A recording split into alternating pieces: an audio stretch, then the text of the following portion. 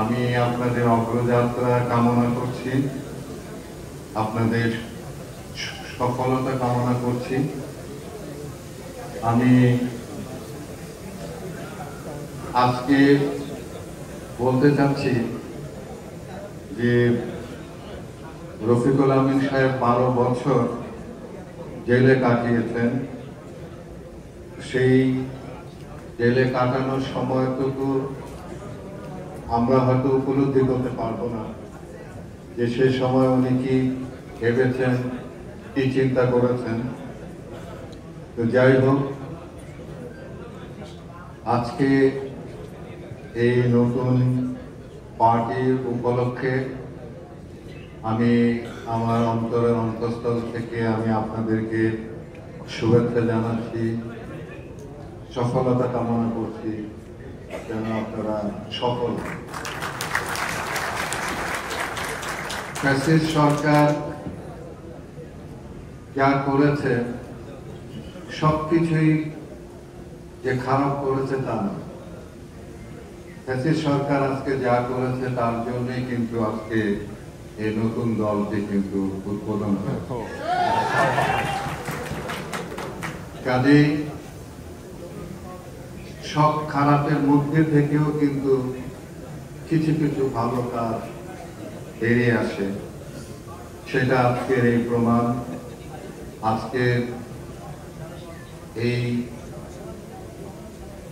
নতুন পার্টির উদ্বোধন আমি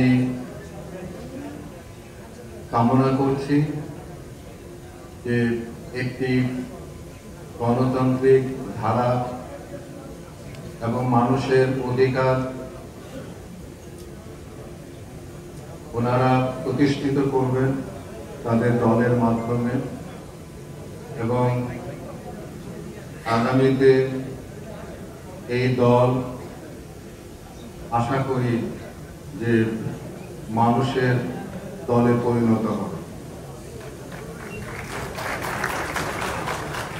আমি একটি কথা বলতে চাই রফিকুল আমিন সাহেবকে, যে আমি যে আন্দোলনটি করছি, নিরাপদ সড়ক চায়ের আন্দোলন, বাংলাদেশে কোনো পার্টি জন্ম হয় নাই যারা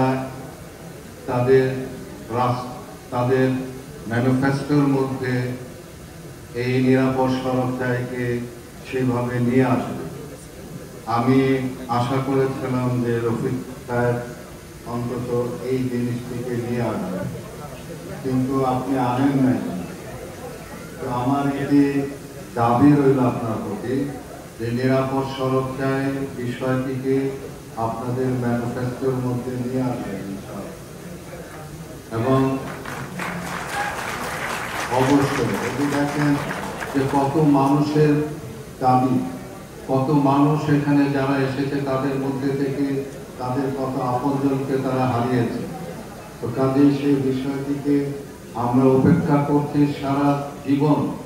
এই 54 বছরের এই রাজনৈতিক জীবনে আমরা প্রত্যেকটি মুহূর্তে আমরা কিন্তু এটিকে উপলব্ধি করেছি, কিন্তু আমরা কখনই কিন্তু এটিকে বাস্তবায়ন করার জন্য সরকারিভাবে সে উদ্যোগ কিন্তু কখনো গ্রহণ করা হয়নি। আমি আশা করব যে আপনারা যারা নতুন দল যারা সৃষ্টি করেছেন তারা তাদের ম্যানিফেস্টোর মধ্যে এই নিরাপদ সড়ক চাই এই বিষয়টিকে আপনারা আনবেন এবং সেটিকে বাস্তবায়ন করার জন্য আপনারা সচেষ্ট থাকবেন। আমি আর বিশেষ কিছু বলতে চাই না। আমি আজকে এই পর্যন্তই বলে আপনাদের কাছ থেকে বিদায় নিচ্ছি। আশা করি আপনারা সকলেই ভালো থাকবেন।